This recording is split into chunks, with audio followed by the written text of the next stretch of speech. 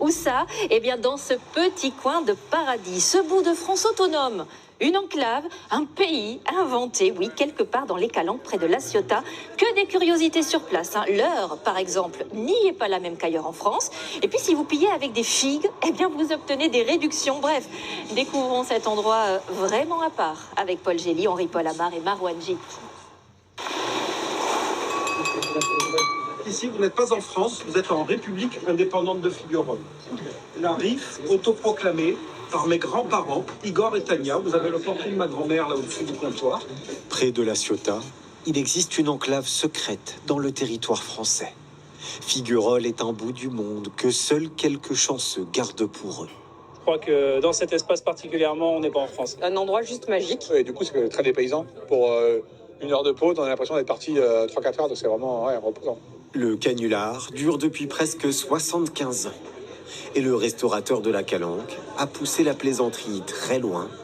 Grégory a toujours son passeport sur lui. Voilà, donc j'ai la double nationalité, française et citoyen de la RIF. Vous avez vos papiers? Je n'ai pas mes papiers.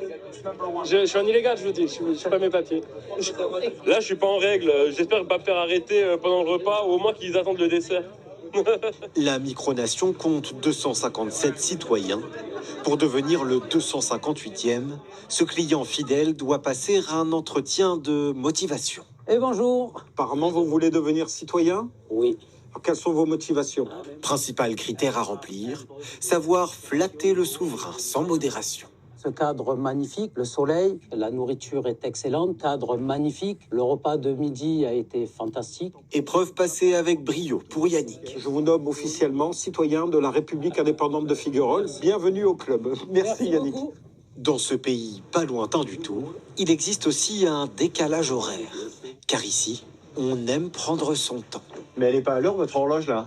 Comment ça, elle n'est pas à l'heure? Si elle est à l'heure, elle est à l'heure de la RIF, la République indépendante de Figueroles. On est toujours heure française -1 ici. C'est vrai qu'il y a un rapport au temps qui est un petit peu différent dans la Calanque. On ressent une sérénitude quand on y est. La micronation a également sa propre monnaie locale. Salut! La figue.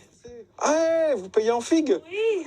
Ah bon, ben c'est bien. Et là, je pèse les figues, il y en a pour 1 kilo, donc ça leur donne droit à une réduction de 14 € sur leur note d'hébergement. Figueroles signifie jardin des figuiers en provençal.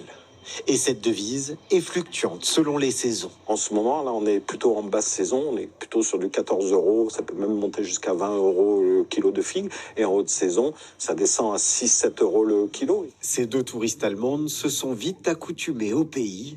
Elles passent quelques jours dans ces chambres d'hôtes, nichées au creux de la Calanque, face à la mer. On se sent seul avec soi-même, mes meilleures vacances.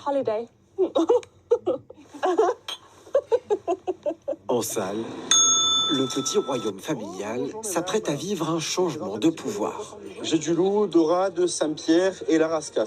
Donc on va les faire griller à la plancha, fini au four huile d'olive fenouil. Thibaut va bientôt reprendre le flambeau et devenir le 4e régent de la dynastie. C'est Tania qui est là depuis 1956 et donc ça se transmet de génération en génération. La mémoire familiale, c'est Thierry, le père de Grégory et 2e de la lignée, qui l'entretient. Regarde ce que j'ai retrouvé, qui date des années 50.